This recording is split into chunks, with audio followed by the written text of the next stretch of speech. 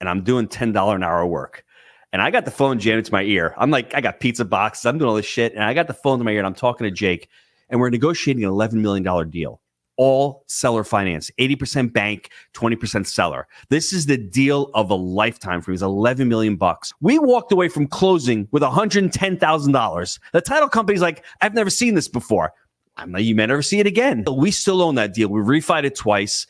Deal's probably got to be worth, no joke, it's 300 unit deal. It's probably got to be worth $30 million right now. We just kept refining it. It's in a great. Welcome to the Real Estate Reserve Podcast. I'm Jason Balin from Hard Money Bankers. This is Ian Horowitz from Equity Warehouses. If this is your first time tuning in, welcome. We certainly appreciate it. We promise we're all going to have a ton of fun. If you are a return viewer, follower, listener, watcher, thanks again. We truly appreciate all your support. As always, we always like to have a lot of fun with this show, and we also like to bring on great guests. And I know that this guest that we're going to bring on here in a second that Ian's going to introduce, you guys are going to love. So we're going to have a lot of fun here today. Yeah, no, I'm excited. We're leading up. I don't know when this show is going to come out, just after the new year or just before the new year. You know, now's the time to get in, do real estate, go out there. If you've ever wanted to do it, either from an operator standpoint or you wanted to be a passive investor, or you just want to have real estate in your portfolio, now more than ever. There's a lot of stuff. We're going to do a prediction show here shortly, talk about what we see in 2024. So I hope a lot of it comes true. Guys, if you get any value out of this, please like, share, subscribe. We only bring in people who are actually doing deals. We don't like to bring in gurus. We bring in people who are actually doing deals and providing their experience that they have inside of real estate. So with that being said, I want to bring in Gino from Jake and Gino. We're going to have him here on the show. We're going to talk about how to grow and scale a multifamily portfolio. Gino, what's up, brother? Ian, I'm doing good. Jason, thanks for having me on. And there's two things I got to say real quick. Number one, I want to be the guru. I'm the guru who's doing it, right? Because that's what you want to do. These guys out there teaching it, you got to get dirty. And it's a great business. And the second thing to your prediction, I predict that anybody listening to this 5 years from now are going to say, I wish I got into multifamily 5 years ago. That's the reality. It's never the right time to get in unless you're ready. It's always the right time to buy real estate. It's not always the right time to sell it, but it's always the right time to start buying real estate, guys. Thanks for having me on today. Yeah. All right, that's it. That's the show. We don't need anything else. I'm just getting started, my friends. Hey, man, we're already having fun. We're already getting value. We're freaking good to go, man. Freaking cut it off. So Gino, how you got to tell us, how did you get started with real estate? What year was it? What was your background before that? How did this kind of whole Jake and Gino thing start out? I wish I had gotten into real estate earlier on in my career. I got into the restaurant business because of my father. I was an 8-year-old little kid going to work with my dad. He had his restaurant, and I fell in love with the restaurant business. I fell in love with how hard my dad worked, how committed he was, how he never complained, how he was always working and providing for the family. And I fell in love with that vision. And when I got out of college, I wanted to work in corporate for a year. I mean, have you ever worked in a cubicle?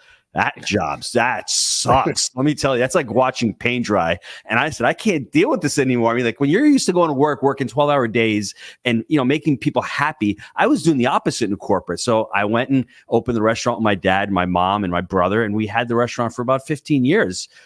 And then my dad in 2007 passed away. And I know now that I started hating being there, and I didn't know why at the time, but he was with me for the 37 years of my life every day. I could always count on him. I think I liked the restaurant because I was with him. And then when he passed away, the Great Recession comes. All of a sudden, you got Grubhub. You got people wanting Panera. They're getting Domino's Pizza. It sucks. The business, I'm not making any money. I'm working harder. How many of you out there feel like that? I'm on a hamster wheel. And I'm like, I got to do something else. I know this real estate thing is good. My mom owns the building. I've been paying her rent for the last 20 years. She's got 3 apartments upstairs. Well, how do I get into this real estate thing? I had made a couple of huge mistakes. And then in that 2008, I read that book by T. Harv Eker called The Secrets of the Millionaire Mind. And that book just changed everything for me. All of a sudden, I was complaining like a little bitch. Everything was none of it was my fault. And when, T. Harv Eker's words really spoke to me and said, your fruits are in your roots. And everything you've done up until this point is all on you. And it's all your responsibility. I just, a switch went off in me. I don't know, midlife crisis, wanting something different. I jumped into, this whole multifamily thing. I got mentorship. I started investing in mentors. I met Jake in 2011. Jake moved down to Knoxville, Tennessee. He was a pharmaceutical rep at my restaurant, and he wanted the same thing. He hated New York. He hated the taxes, the weather. He hated the W-2 job, and he wanted to do something entrepreneurial. So let's get together. Let's do this real estate thing. And, after 18 months being down there, we bought our first deal, and I guess the rest is history. But it really was from a desire of just wanting to get out of the W-2. And for anybody listening to this that doesn't think that real estate's risky, I just challenge you. I think everything's risky. Go work for a boss. Go work for a W-2. If I was still in New York right now, post-COVID, I wouldn't have a restaurant. They would have shut my ass down. I would have lost 25 years of my life because of something that I had no control over. So is there risk in that? There's risk in everything, people. Yeah. I'll never forget, like, a few years after we started our business, my business partner, Chris's mom, approached both of us and said, hey, isn't starting that business kind of risky? We're like, what do you mean? She's like, well, it's risky. You're starting your own business. And we're like, you have a W-2 job, you have a boss who you don't like, and you have one income stream. Like, let's define what's risky in this situation. Yep. And I mean, when I think you present it that way or the right way to somebody, they understand, right? You could lose your job. You could be a great employee. You can still lose your job, downsize, whatever the case is. So I think real estate investing, entrepreneurship, owning assets in general is as far from risky as it can take if you do it responsibly, obviously.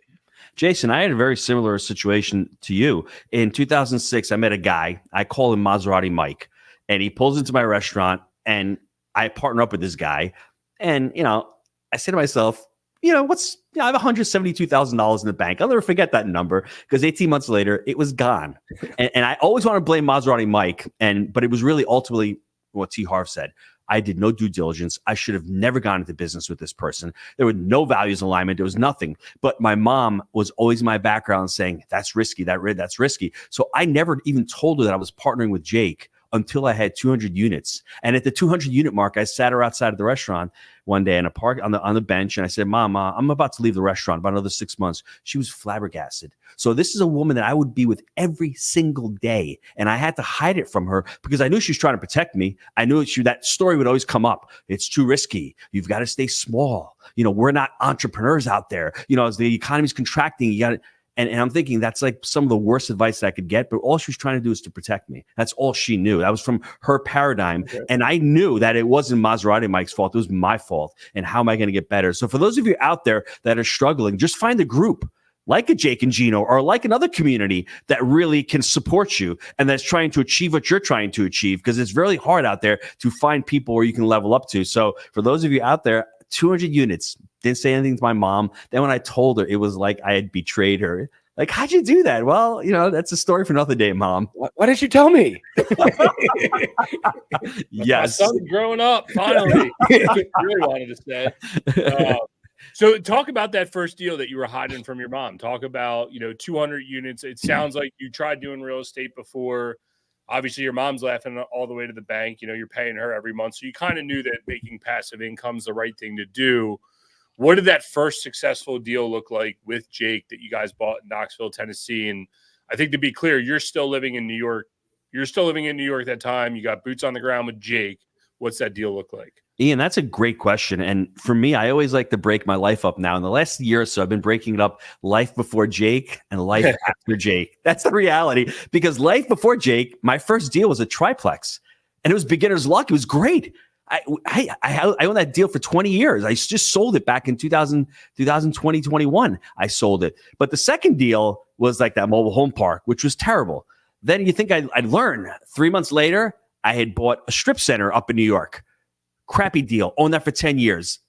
I always tell people no deal is better than a bad deal. And that was the epitome of that. If I had not done that deal, I may not be here right now, but that deal really sucked the total life out of me. And then when I met Jake, to me, everything changed. And, we talked about it in our book. We wrote Wheelbarrow Profits. We found the map. We found the process. And we call it the buy right, manage right, and finance right process, where we're using a framework.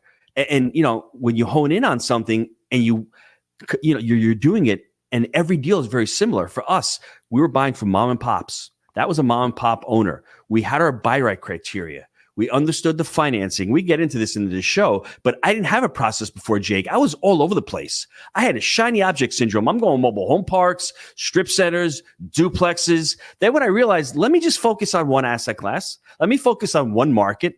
Let me become an expert. Let me understand what's really right for my portfolio, not for Ian or for Jason. Let me focus on what's right for me at this particular point in time. Let me get really good at it. Things start changing. But early on, I was like a chicken without a head. And how many of you are out there like that? I'm looking for deals. Well, if you don't know what the hell a deal is and how you're going to know what a deal looks like when it presents itself, that was me early on. I think that was a big difference. And when we found that first deal, like I said, it did take us 18 months because we're two Italians in East Tennessee in the early to mid 2000s. And, y'all ain't doing business down here. It's the reality. We weren't great with brokers, but we found Ricky G who liked us. And Ricky G took us under his wing and said, I'm going to find you guys a deal. And ironically enough, the deal was on LoopNet. And it's really weird because you're starting to see deals come back on LoopNet. But back then, it's very similar to now. GDP sucked. The economy sucked.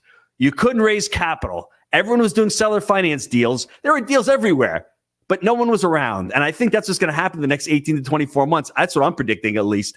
And back then, it was very similar. We found this deal. It was really distressed. We got some seller carryback after 18 months, and we closed on it. And it was a weekly renters. So if anyone knows out there has ever dealt with weekly renters, that is a nightmare in and of itself. But hey, 25 units, great way to learn. It was just for me, it was an amazing opportunity. But after that, 3 months later, Ricky G found us another deal that was on LoopNet, and we bought that deal as well. That's how we started.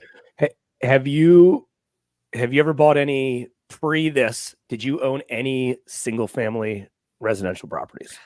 I didn't. I only owned your first deal. Yeah, I only owned the triplex. And then what happened is I went and bought a mobile home park, which I lost. Then I owned a strip center for about 11 years, which I sold back in 2017 when I came to Florida. I bought a couple of duplexes up in Rochester. So one of my early mentors said, hey, cash flow. And you guys were talking about, hey, Baltimore's got these high rates, high caps. So everyone's saying high cap rates, great cash. Well, if they don't pay you, it doesn't matter if you got a 30 cap. It's a 0 cap, people. And I learned that. But my problem was I wasn't in boots on the ground in Rochester, New York. If I had built a team and I was boots on the ground, it may have been a little bit different, similar to what you're doing, Ian, but I was investing from afar. And these homes are old. It was not part of the buy right criteria. If you're buying them, they're older. Every time you have to re-tenant it, there goes your cash flow for the year. There's no appreciation. There's no job growth. Taxes are expensive, insurance. And I was figuring out learning how to invest from afar. And then when I met Jake, everyone says, well, it's lucky. Well, hey, I got into the mentorship. I learned. I got into investing from afar. I learned. So when Jake presented himself and says, I'm going to Knoxville, I had already understood how to property manage from afar, for how to look at assets from afar. And I just took that skill that I learned and I translated it into the opportunity with Jake. Those high cash flow, high cap rate, no resale, no actual sales value properties. They just work on paper. That's what that gets you, boys, right there. That's those things just work on paper. And I get presented those loans I get presented deals like that to do loans on them all the time. I'm like, this thing's not worth anything. And it's like, well, it's bringing in $2,000 a month. And I was like, maybe for the first month when you get your tenant in there, but that's it. And no harm intended though, because in all reality, like that is a place that a lot of newer real estate investors start, just because they're affordable. They see the rents in place. They're able to get that deal under contract. I'm not saying they should start there, but a lot of people kind of fall into that trap. And I think if you're an owner operator, an owner user, and like you really want to micromanage the hell out of that thing and you're local, sure, it could work. If you don't have a lot of your own funds to start with and things like that. Let's talking about funds to start with. You mentioned there was a seller financing component to this. Did they finance the whole project, or did you guys put up cash? Did you guys get a bank loan? We did, but let me mention your point is so excellent, Jason. You can start there. You don't have to end there.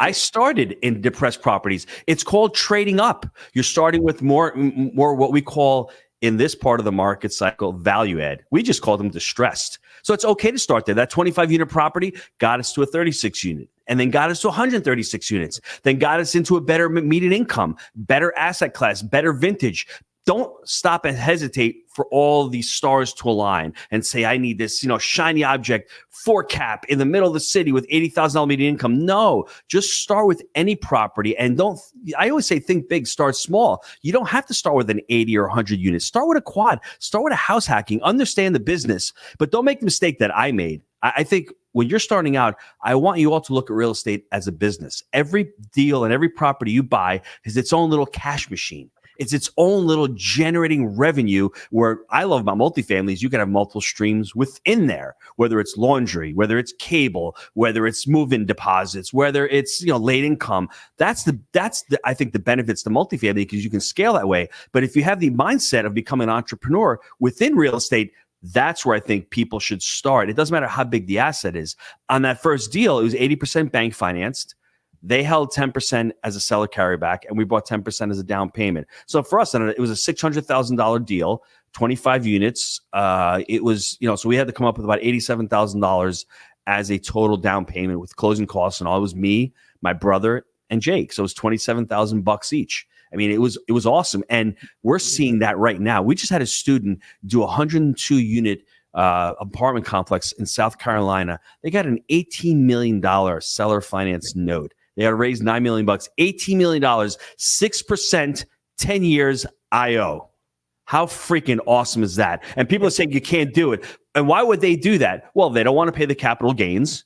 They're probably going to make more money from that note than they are cash flowing the property right now. So it's just a home run for them because they got no more managerial responsibilities. And if these guys don't pay, it's in an A submarket in South Carolina that they'll just take the property back. And they got $9 million anyway. They got more than enough to go play around with. So it's out there right now. And I think it's just one of the strategies that you have to learn in this part of the market cycle. Ian, share your story with Gino real quick. Well, you got it.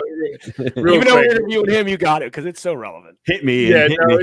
I mean, we did a 76-unit apartment building, and the seller offered us now in Baltimore that equates to about $5 million. And long story short, she said, I'm owner financing 90% of it. And we said, well, there's no way. And she's like, yep, I'm doing it. My business partner is literally like, this is fake. I'm not going to. I said, I'm going to the meeting, dude. I don't know what to tell you. I'm going. And it's been the best deal ever. We wound up refinancing her. Only brought 10% to the table. Wound up refinancing her. Now she's one of our biggest capital investors that we have. Because we established that relationship. And I think you're hitting the nail on the head. You're basically ruining. This might as well just be the prediction show.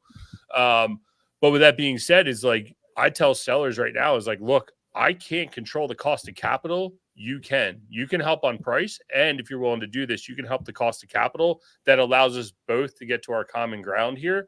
You want to sell, we want to buy. Just I can't. This factor over here is a mess. And I won't make it political, but maybe after 2024, it'll be a different scenario.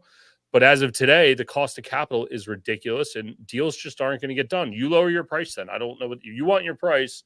You need to control my cost of capital. And a lot of sellers, and I think you're hitting it, and I'm going to steal your show here, but it's you're in a B2B, right? That's why we do self-storage. That's why we like it. It's a B2B, and that owner on the other side of it understands it probably the same way the multifamily operators understand it in a similar fashion. Ian, we had done a deal in 2015, and I remember this real clear. I was in the storage shed of my restaurant, and I'm doing $10 an hour work. And I got the phone jammed to my ear. I'm like, I got pizza boxes. I'm doing all this shit. And I got the phone to my ear, and I'm talking to Jake, and we're negotiating an $11 million deal. All seller finance, 80% bank, 20% seller. This is the deal of a lifetime for me. It's $11 million. And people are going to say, well, why would the guy do that? Why would they do that? Well, when you step back and you find out what their pain points are, he had tried to sell the business to his brother. He had to take it back. He had 5 sisters working in property management. They're all driving Beamers. The first month's rent was $140,000. We took over. It was $170,000. Now, we ain't that good. I'm going to be honest with you right now. So where did $30,000 go? A month go. So he seller financed it. The bank took 80. He came up with 20. We walked away from closing with $110,000. The title company's like, I've never seen this before. You may never see it again. But it's possible because it's all you're doing is solving a problem. And that deal, we still own that deal. We refied it twice. Deal's probably got to be worth no joke. It's 300 unit deal. It's probably got to be worth 27, $30 million right now. We just kept refining it. It's in a great submarket, but those deals are out there. You just have to understand what you're looking for. You don't lead with seller financing. You say, here, he wanted 12.6 million. It was on LoopNet. And I said to him, I'm sorry, 12.6 is not going to work. I mean, I just can't get the financing. Debt coverage ratio is like 1:1. He goes, how about we do $11 million seller financing? I'm like, okay.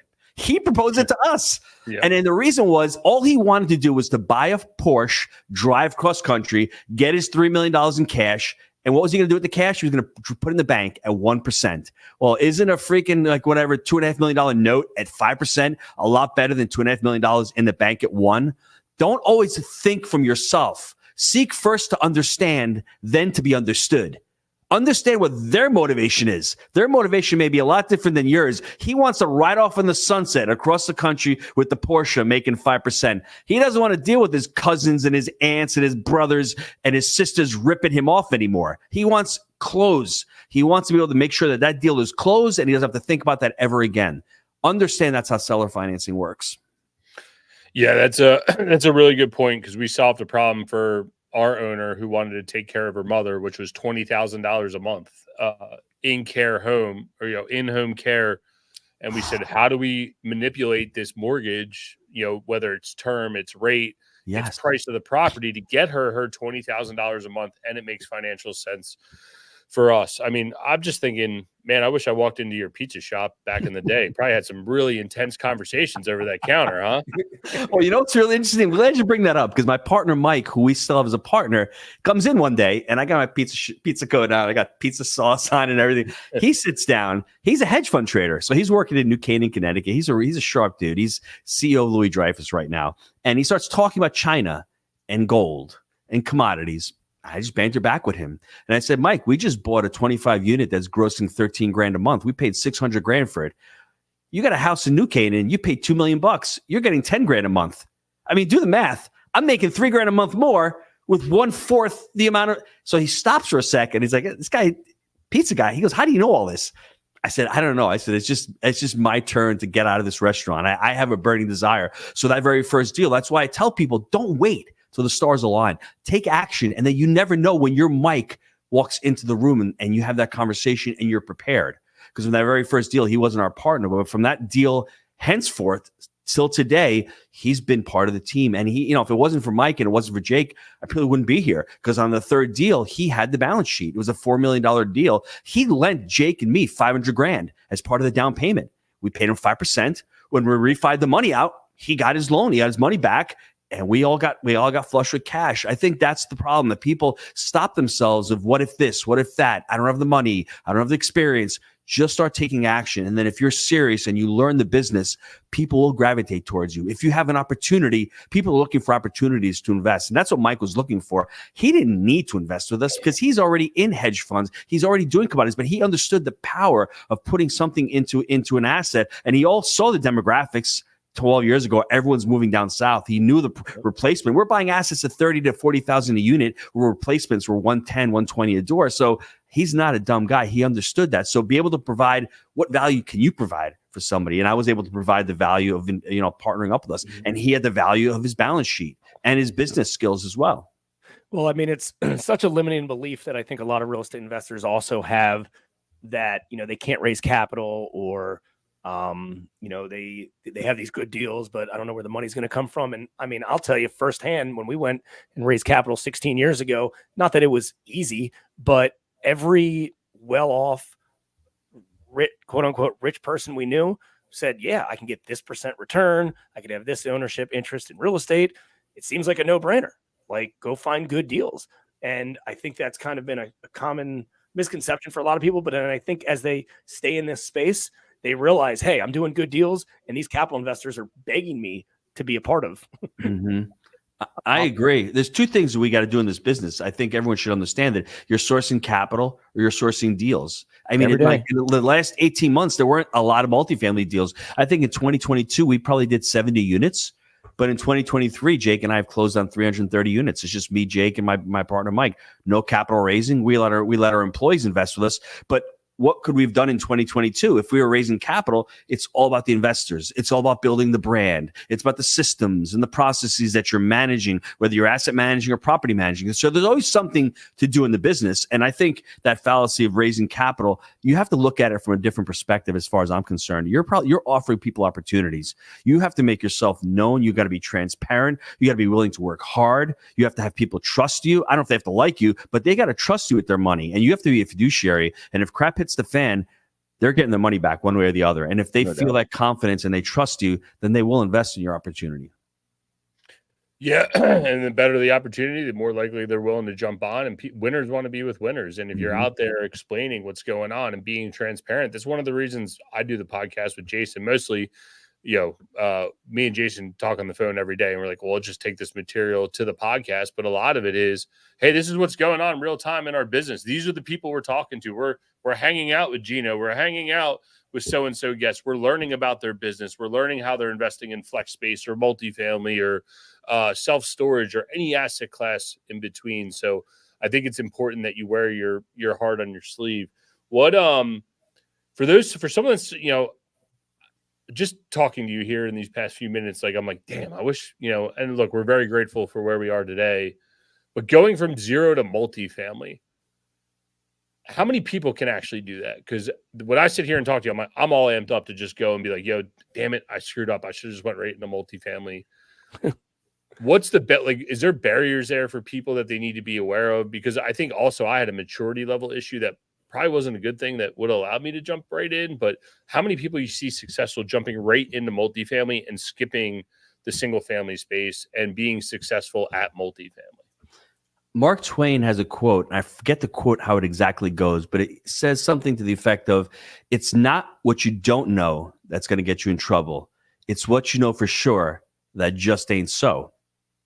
And what I mean by that is most people don't even try multifamily because they have these beliefs about, I don't have enough money, or I don't have enough experience, or I don't have enough time. When in fact, that's holding everybody back because you can syndicate deals and raise money. And if, by the way, Ian's got a deal and I want to get in and Ian's a sponsor, I could possibly co-GP with Ian and bring a couple $100,000 to the deal. But no one, very few people even know that exists. And it's interesting when people join Jake and Gino, they're like, oh, wow, I can partner and get into a syndication with somebody else. Well, you're leveraging their skill set. You're leveraging their experience. They need capital because they've got 3 or 4 deals going on. They can't raise the capital for all their deals. So they need the Jasons and the Ians and the Ginos of the world. And then you get in that way. And then you get experience that way. And then possibly you can start doing your own syndications. Or if you'd like to get in with a duplex, a quad, what's stopping people from that? I think we stop ourselves from that. And I did the same thing. I went from that multifamily that I first started out to giving somebody my money because I didn't have confidence in myself. I didn't think I could do it. And I think that's what a lot of us do. For you, I think most people like single family because we've all bought houses. Or anyone listening to the show, the vast majority of us have bought a home and it's very comfortable. And it's like, oh, I can buy a home. Oh, I can buy another one. And before you know it, you've got 10 homes. You're running around the whole city. You can't manage them because they're all different, right? You got to have 10 different insurance bills, 10 different tax bills. It's like, crap. Why did I do what Jake and Gino did and just bought a 25 unit? It's one closing.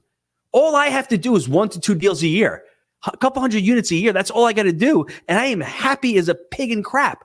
Whereas if I'm doing single families, I've got to buy 10, 15, 20, and it's just a pain in the ass to scale them because I'm basically buying boxes. That 25 unit property was basically 25 boxes. You know, the air conditioning units were all in the same location. The hot water heaters were all in the same location, same flooring, same fixtures. It's a lot easier to manage. And I think once people get over that limiting mindset of not being able to do that, they're like, wow, what took me so long? And I have so many people like you say, I should have just started.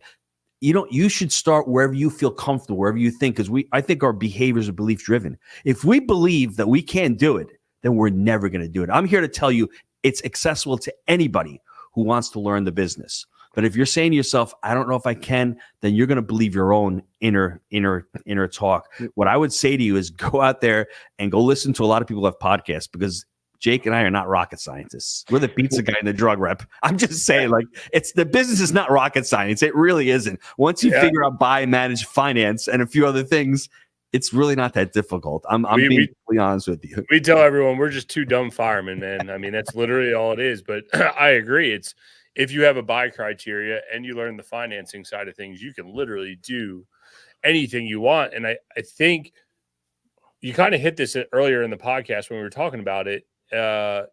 Is you're buying a business, right? Like, I think when people look at real estate, it's almost like a hobby. And Jason and I talk about this a lot. Like, a lot of people treat it like a hobby. So it's easy to buy single family houses because it's a hobby.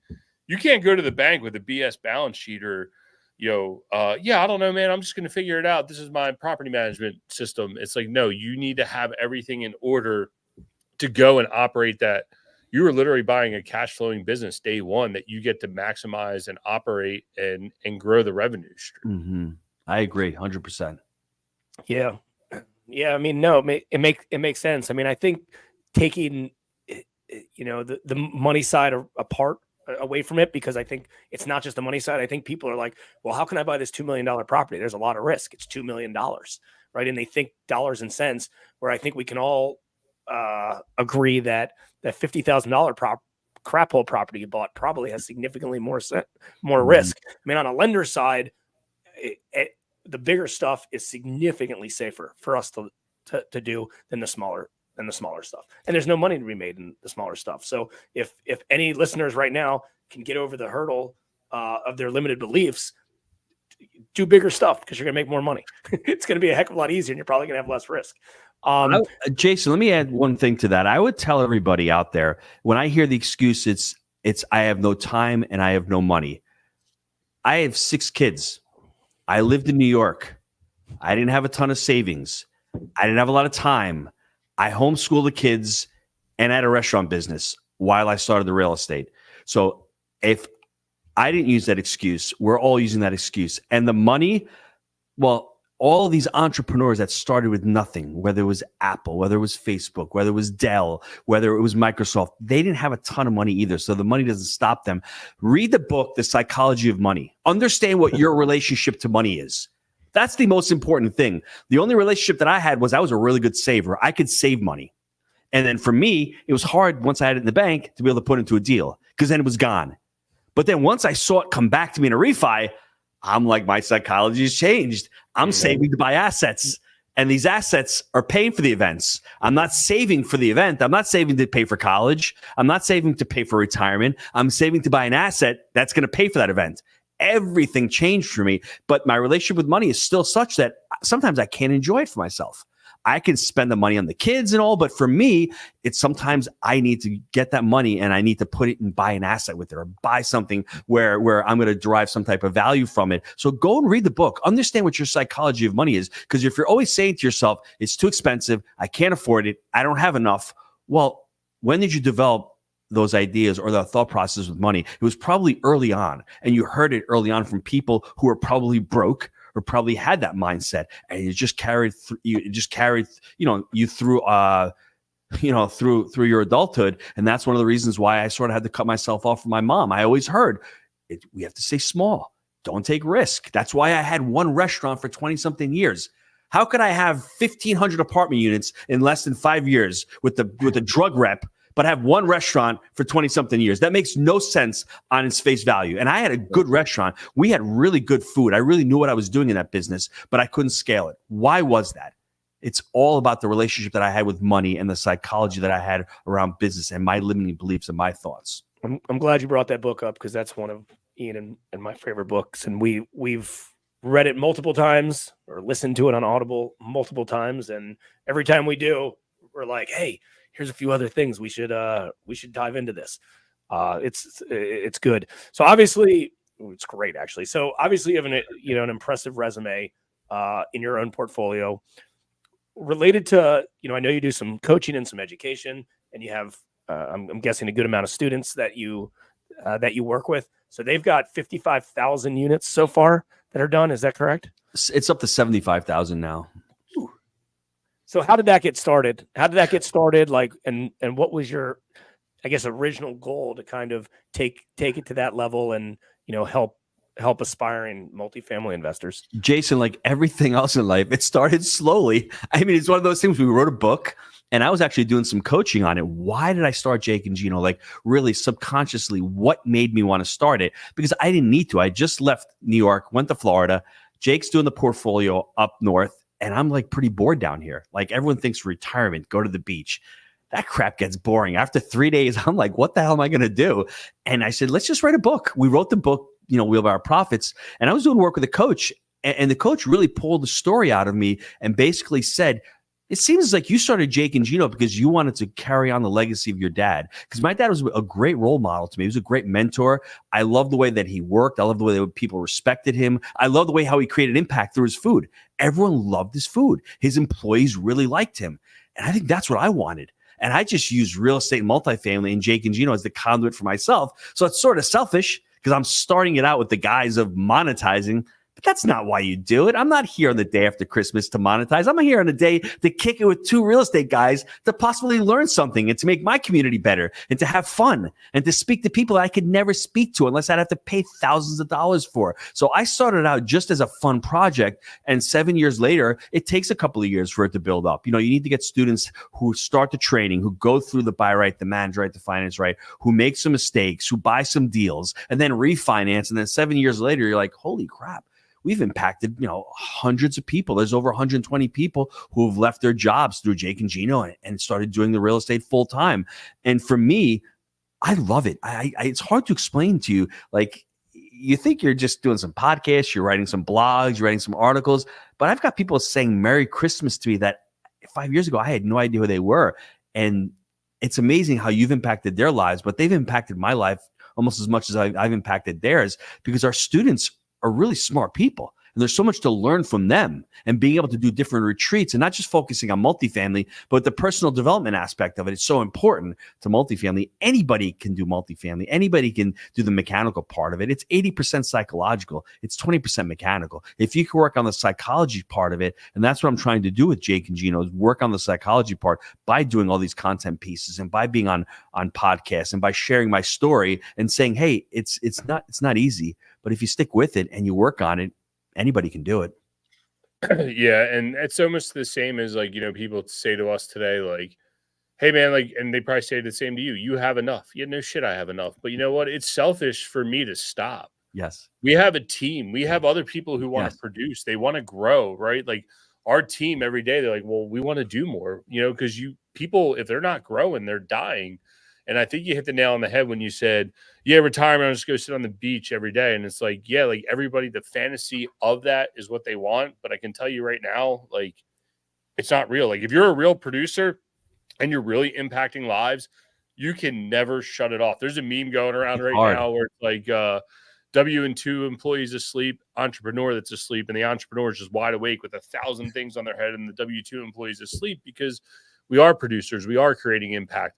I think that's a really powerful statement that you say right there, because a lot of people take, oh, he's coaching for, but no, you're coaching because you truly are impacting other people. Buying more facilities is impacting people, not only from how they live, but the employees, the vendors, everybody who survives off that financial chain that comes from doing that deal, I think is really, really important. And Ian, you said it too. We're talking about the psychology of money.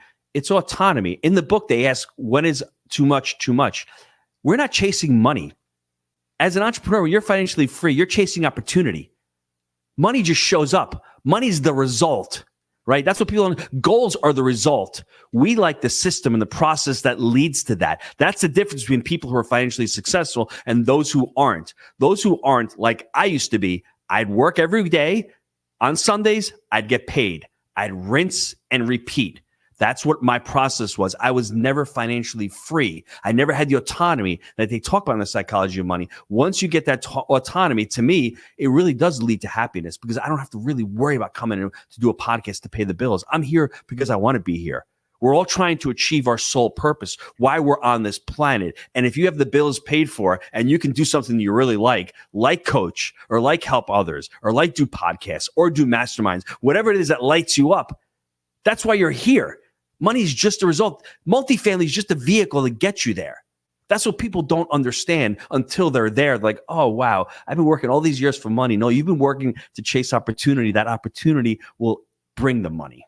Yeah. Yep. And the reality of working with students or clients that you're charging money for to begin with is if you did this for free and you didn't charge them any money, you'd have a 0% success rate. Zero. Because they wouldn't take it seriously. Yes. The more they pay, or the more you pay, the more you pay attention.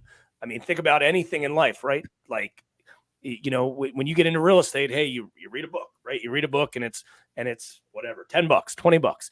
And that's the amount of value that you potentially get, right? And then psychologically, hey, I'm going to go buy $1,000 course or a boot camp or a mentorship program or a mastermind or whatever the case is.